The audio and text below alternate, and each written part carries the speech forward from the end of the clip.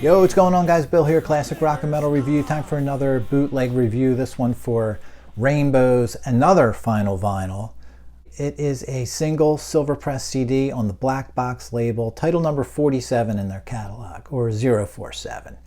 Black Box, an all Ritchie Blackmore related and Rainbow related label, best I can tell. Subtitle on this, the Ultimate Studio and Live Track Compilation, 1975 to 1984. All right, it's a nice full 79.5 minute CD, 16 tracks, which includes a few non-actual Rainbow songs, but associated songs, and you'll see what I mean. We'll go through the whole disc, track by track. 13 actual Rainbow songs here. Like the official 1986 release Final Vinyl, it's a mix of songs from the 70s early era up to 1984.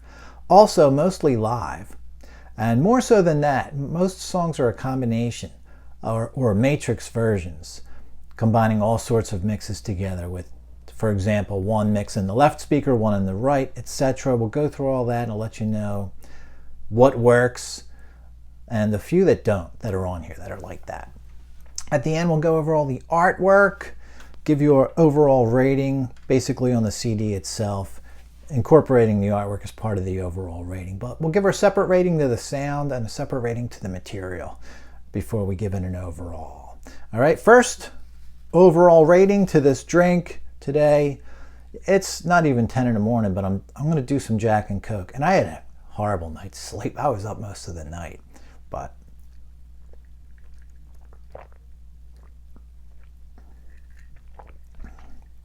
that's enough. That's another story.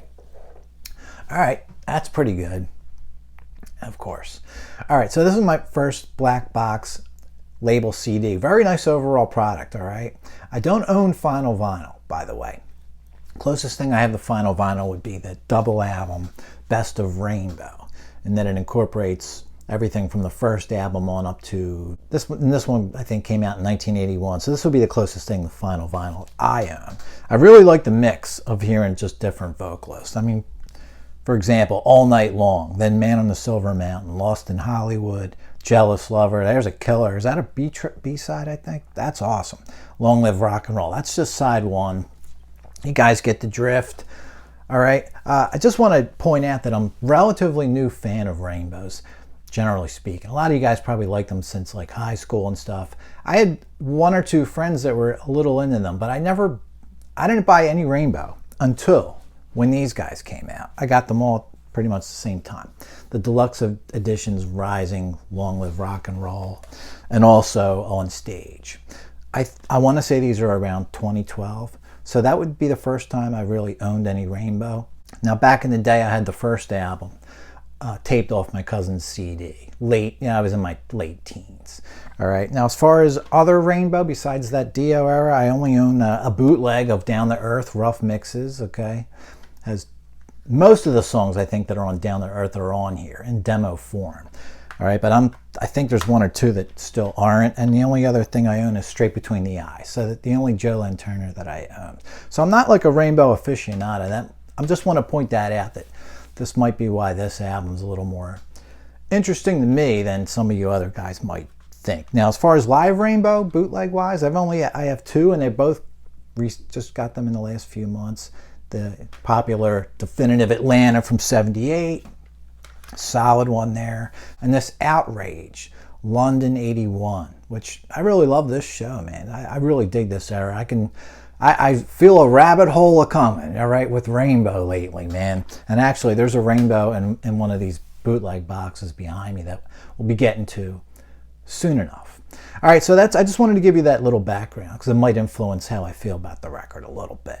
So let's see what we have here. Let's go right into the CD itself. So 2 out of the 3 non-actual Rainbow songs are at the beginning of this CD. It's kind of cool what they did here. They sort of mimicked a concert set list in several ways along the way here. So let's start out with the first one, The Land of Hope and Glory, that goes into Dorothy's narration.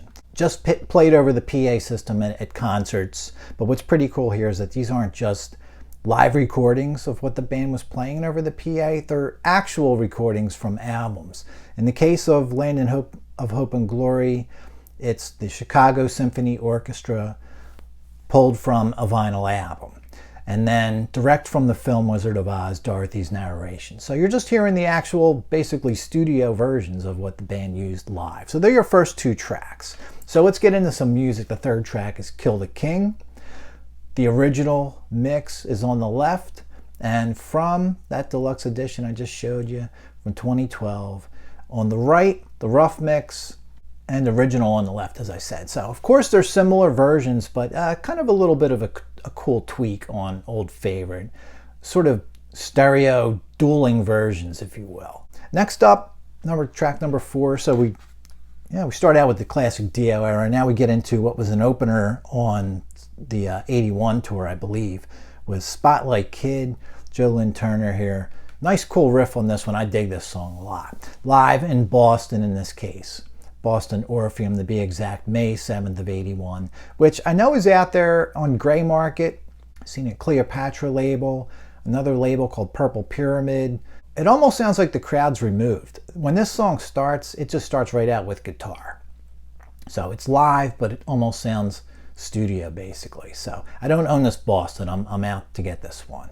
All right. So the left and right positionings on this one, it says were corrected. So I guess they were flipped on the original recording that's out there. So really good version, and like I said, album-like sound quality, which is kind of cool even though it's live.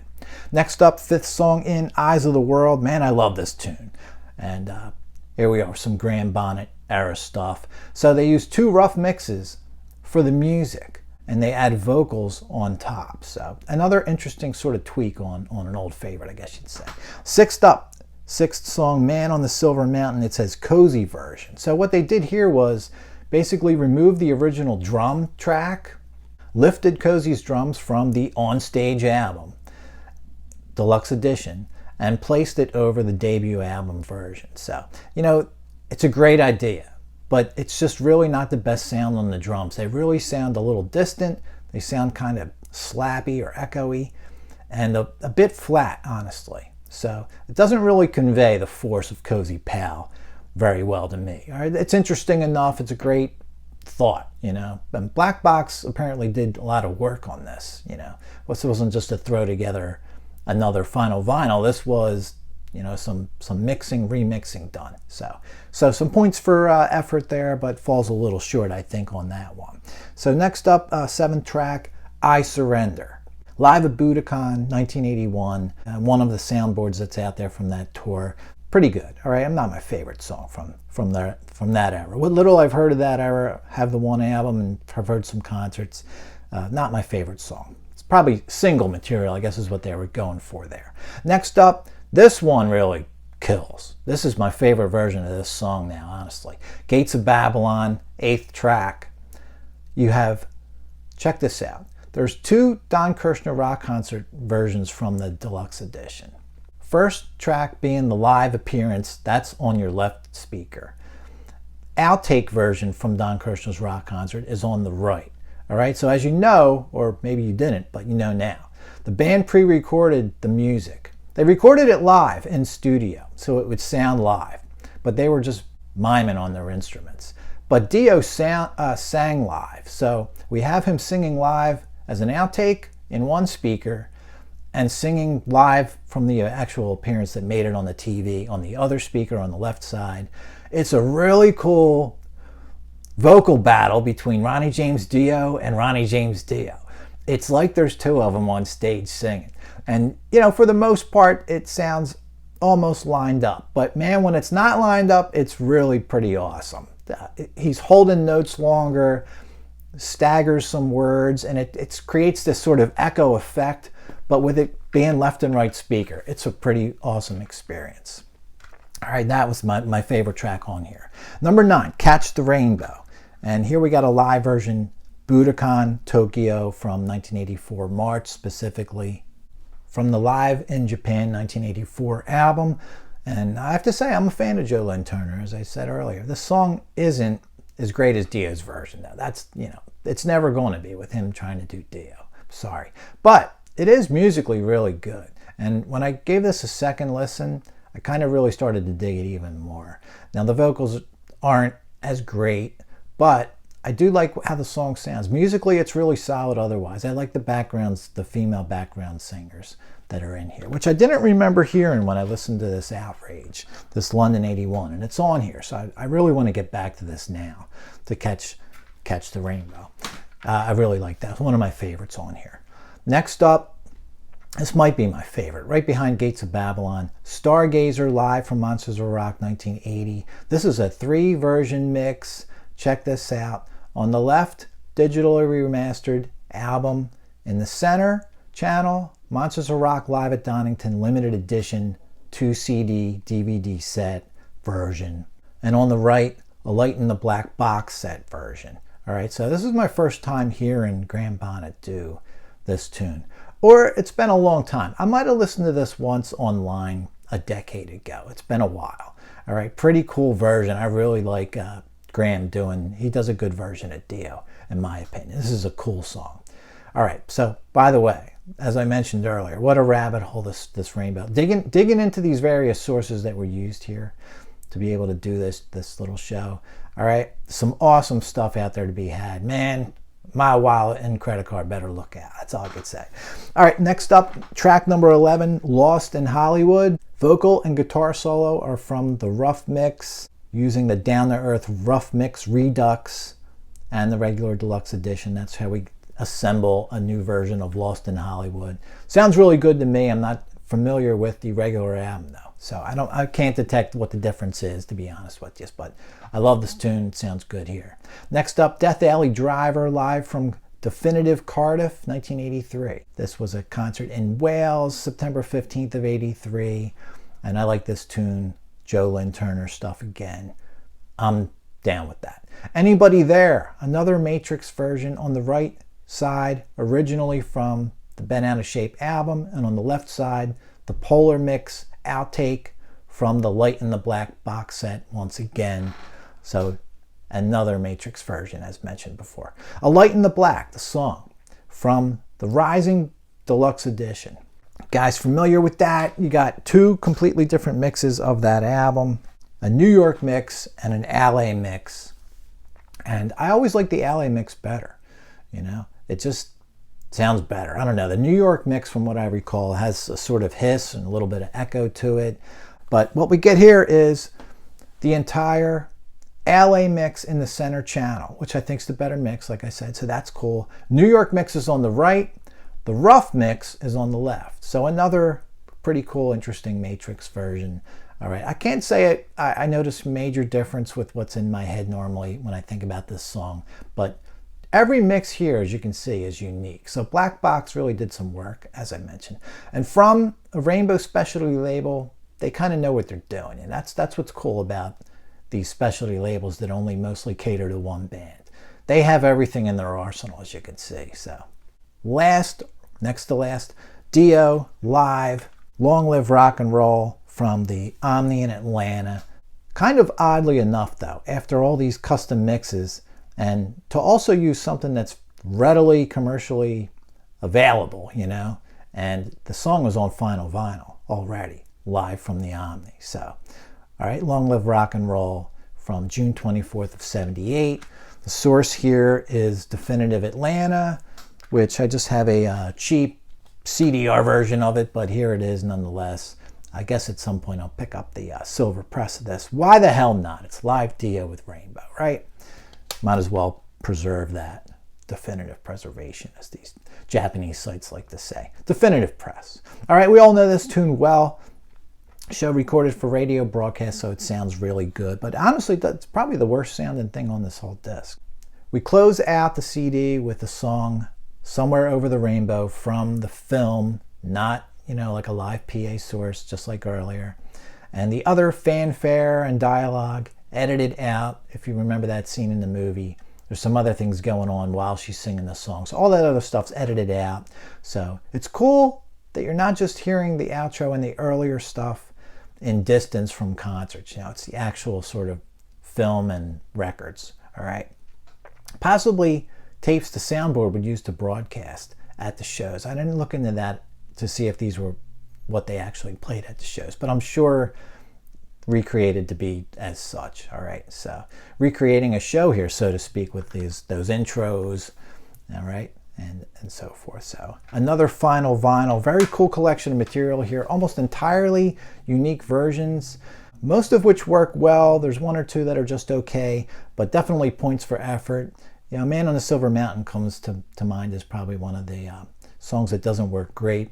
If you like best of collections, the 75 to 84, like Final Vinyl, like Best of Rainbow, that's back there, I can't see you not liking this, you know, and all these unique mixes too. As a newer fan, like I was saying, I really kind of dig them.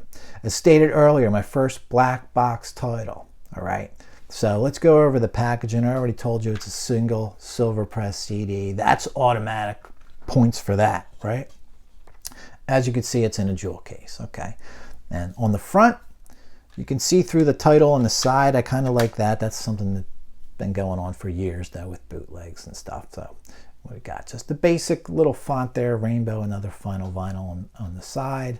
And then you can see your cover, and the cover's kind of cool because it mimics the regular Final Vinyl, but it is a nice sort of alternate photo used for the cover here. Got a numbered sticker, number 24. I'm not sure how many were in the original run of stickered numbered editions.